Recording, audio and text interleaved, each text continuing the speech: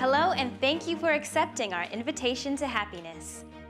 Ryuho Okawa is known as a global visionary because of his deep spiritual insight and commitment to guide the world to a brighter future. To accomplish this, he founded Happy Science Group in 1986, which is now a global movement in over 100 countries. His vision and message to the world goes beyond the differences of race and language, empowering people with love. Together, in this 8th series program, we will explore practical ways on how you can be happy and how you can take part in creating happiness as a society. Thinking about the future can fill us with anxiety or fill us with hope and joy. A lot of us might even be concerned about the future of humanity. Fate and destiny has always been quite a mysterious topic. But what if the truth of fate and destiny was that it isn't set in stone? What if your future was completely yours to build, and that the key to building it was to hold on to hopes and aspirations for the future? But first, let's go to the streets of New York and ask the question, what are your aspirations in life, and what are you doing to achieve them? I guess it kind of ties in with the first question. My aspiration in life is I just really want to maximize myself to my full potential. I really want to do everything that I can to reach my goals, whether it be my career goals or whether it be to touch people some way. I want to create some sort of change. I want the world, I want to create an impact, and I want, even if it's one person, to feel that. My aspiration in life is to be the best me possible and to help people. At the moment, to achieve that, I am helping people, and anybody I can help, I do. I've been in certain situations where I know how people feel, and if anyone needs help and they're down on luck, I'm down to help them. Oh, aspiration, I'm an artist. I always do things, artistically. And my aspiration is to die young as late as possible. How about you? Do you have aspirations? Today, we'll explore what you need in order to build your future. Let's begin with Okawa's lecture. When I think back to my younger years, I am reminded of the tough times I had in New York City, where I used to work for a general trading company.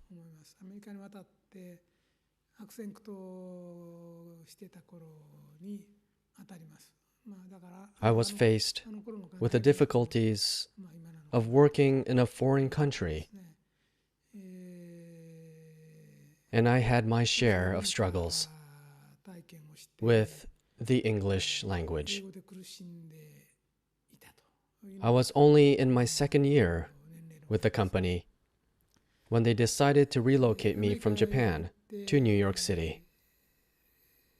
Upon my arrival, I was given only 5 days for a briefing from the colleague whose responsibilities I was assigned to take over.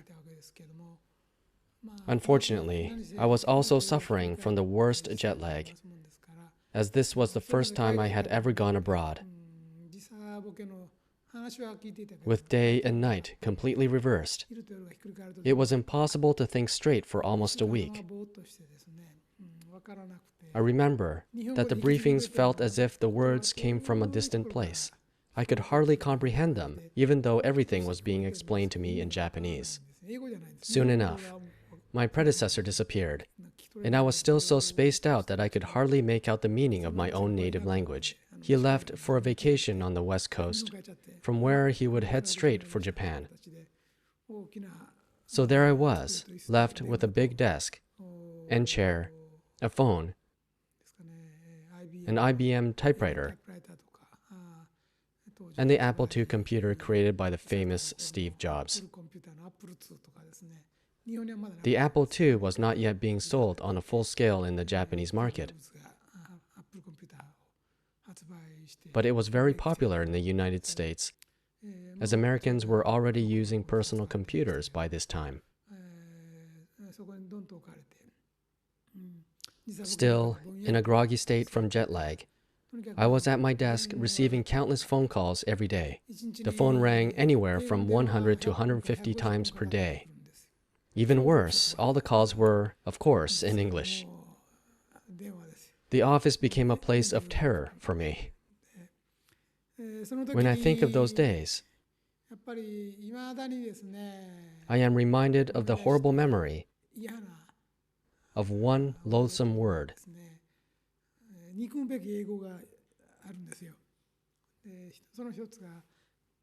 Callers would often say to me, "Pardon?" or "I beg your pardon." In short, they had a difficult time understanding my English, that they were asking me to repeat myself. Being asked 3 times was enough to make me feel completely discouraged about my English skills. My English was obviously unintelligible to a native speaker. Pardon was not the only word that disheartened me. I also struggled with being asked, "Is there anyone who can speak English?" Obviously, they were requesting to speak with someone else who could speak English better than I could. But when I looked around, all Japanese colleagues who spoke fluent English were engaged in other calls, and all the American employees were equally busy taking their own calls.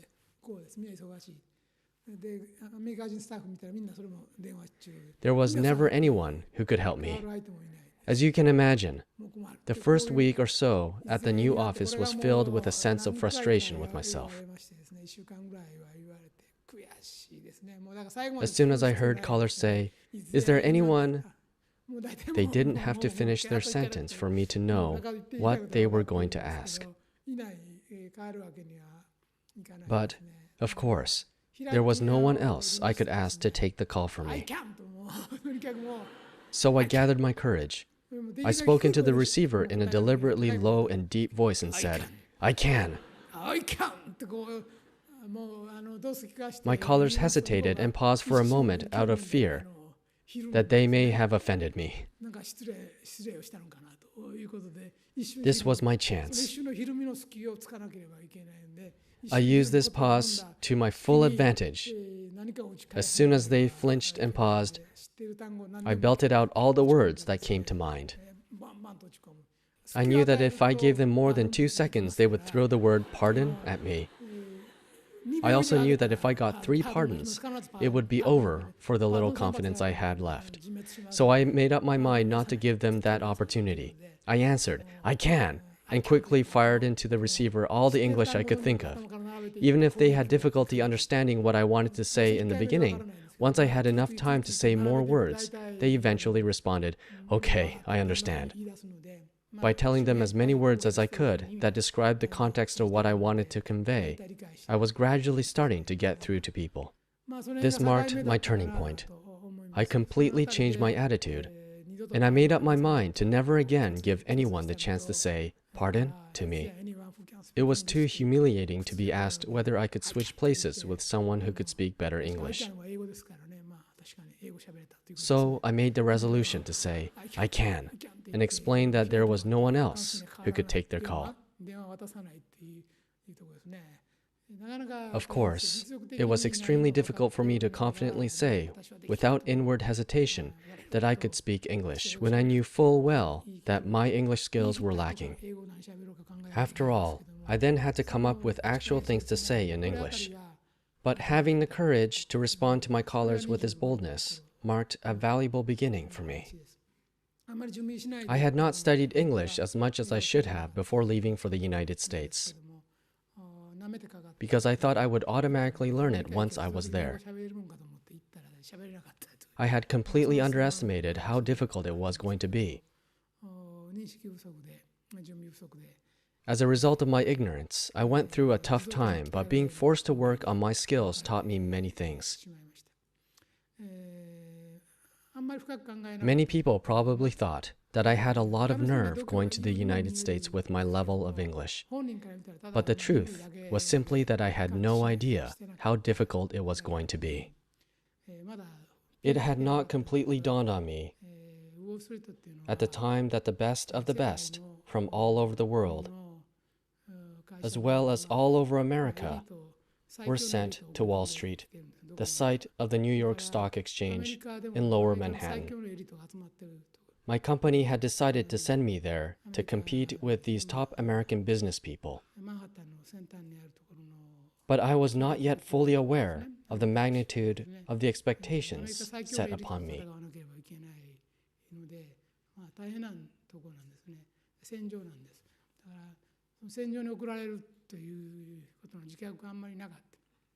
As a result, my new colleagues were appalled that someone like me, who had difficulty speaking English fluently, had been sent there. The first week was a tirade of criticism. And with this initiation into the tough world of Wall Street, I began my career practically groveling.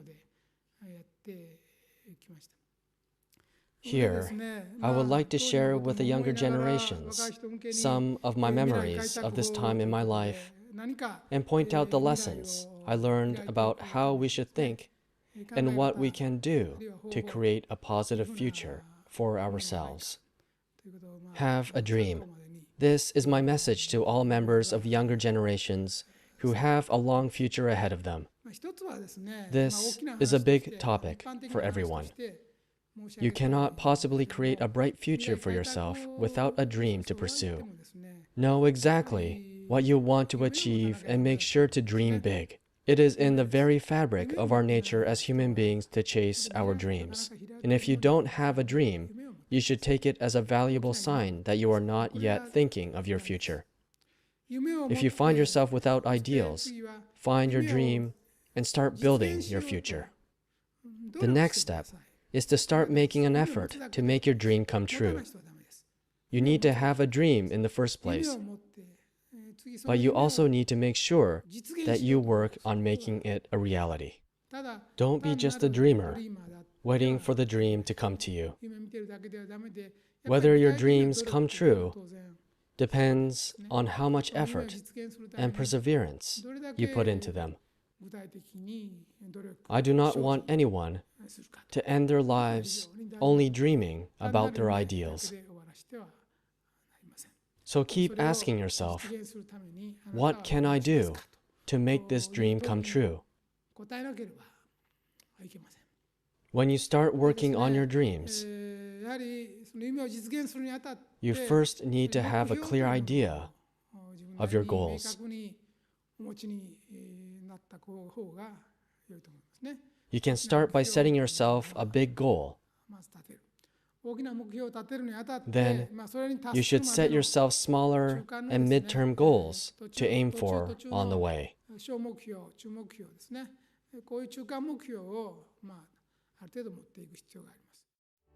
After graduating from Tokyo University, Okawa started working at a trading company and worked at the company's New York office in the World Trade Center building in the 80s.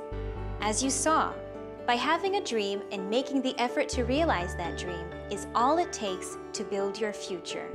Furthermore, what is important is for you to set a big goal and then set small and midterm goals as stepping stones to achieve it. The second half contains parts of a lecture given in 2008 when Okawa revisited New York. As you think about your dreams, make real efforts to make them come true. I have found one common denominator in everyone who has achieved success, and this common denominator is unrelenting persistence. All successful people have made effort upon effort and have kept persevering in pursuit of their dreams. It is not about making an effort just once. Success is found in never giving up, in persevering towards your dreams one step at a time. There are no exceptions to this law of success. Luck may bring you one-time successes like winning the lottery or winning a bet, but this kind of success is fleeting.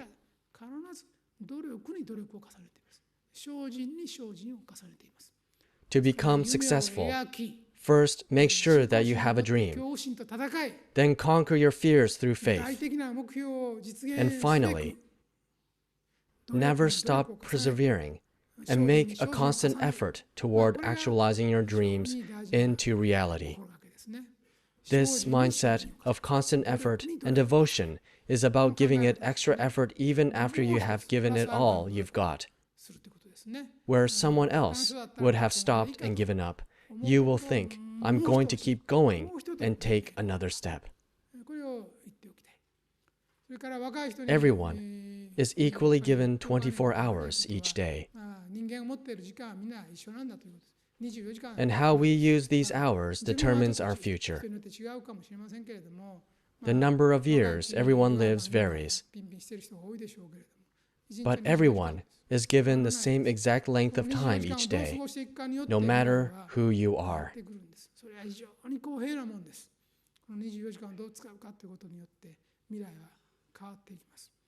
So how should we use our 24 hours to find success? There are two things I strongly recommend. One of them is to treasure every little chunk of time, every minute, and every second. If you can find 15 minutes, or even just 10 minutes in your day, put them to use. It will not get you anywhere to keep putting things off and believing that you will study when you have a large block of time. Please believe that you have a bright future ahead of you. Have faith and live a positive, constructive life. What matters is being positive and productive. Do not think negatively. Think positive. Keep looking forward, and the path will open up for you. This is a recipe not only for individual success, but also for a new, brighter future for our entire civilization. Here is New York, my second hometown. More than 25 years ago, I lived in New York, and I worked at One World Trade Center. Behind my desk, there could see the Statue of Liberty. And it's my younger days. New York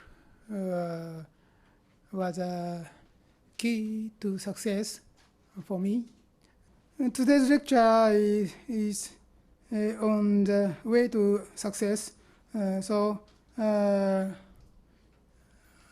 I'll teach some essence about the success. New York is, of course, the number one city, largest city of the world. But you must be strong to succeed in your life. Firstly, you need a burning desire to realize your dream. It's very important. The third point is burning desire. So, burning desire to become great, or to become rich, or to get higher position, or to get more influence, or to serve more people. It's very important. Its sacred desire is very important. Next is love to others. You are needed by other people, many people. Many people need such kind of people, a person who teach them, who help them, and who take care of them. Such kind of person or people are required now. Just change your mind and think about the happiness of other people. It's the second point. And third point of success is please separate success and happiness. The success is not equal to happiness because success has has some kind of shadow in it. When you are focused on success only, you forget something very important. For example, about your family. For example, about your peace of mind.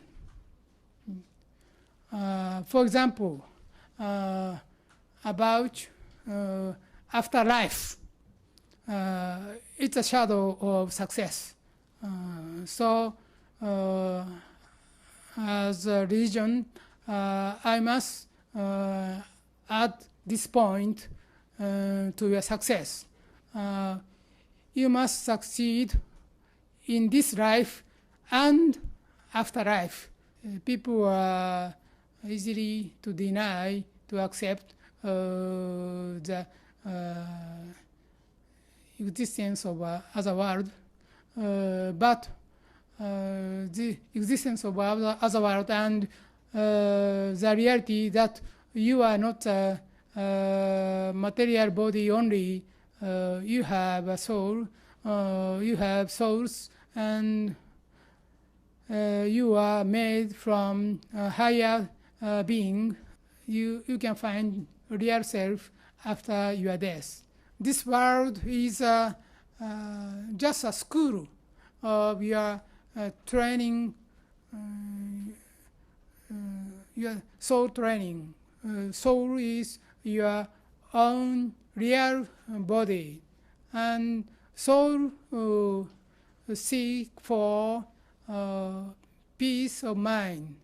That is real happiness. I recommend that you should have calm mind in you and succeed in this world. They need light. Please light up the darkness of the world. I myself will do my best, but I need your help. Please join and work together to light up the darkness of this world. Here in New York, it is a center of the world. So you must be strong. You must be the leader of the world. Let's review the lecture's key points. One trait shared by all successful people is that they work hard. We are all equally given 24 hours. How we use these 24 hours determines our future. Be wise about how you use your small pockets of time, like the time between tasks, traveling to work and school, and free time that pops up during the day. But most importantly, keeping positive will build your future. When you have a burning desire to accomplish your dreams while thinking about the happiness of others, you will succeed. So there you have it. Please try these tips and apply them in your own life. And remember to always dream big. If you'd like to learn more about Okawa and the teachings of happy science, visit invitationtohappiness.org or call us at 1-800-710-7777. Here at New York Temple, you will find all of Okawa's publications and video lectures. We are here to support you in building a bright future. Come join us for weekly Sunday workshops and weekday guided meditation sessions. Your happiness is our mission. For more information on upcoming events, go to invitationtohappiness.org or call us at 1-800-710-7777. Once again, thank you for accepting our invitation to happiness, and join us next week where we will be exploring the topic, getting rid of negative influences and protecting yourself from spiritual possession. See you next time.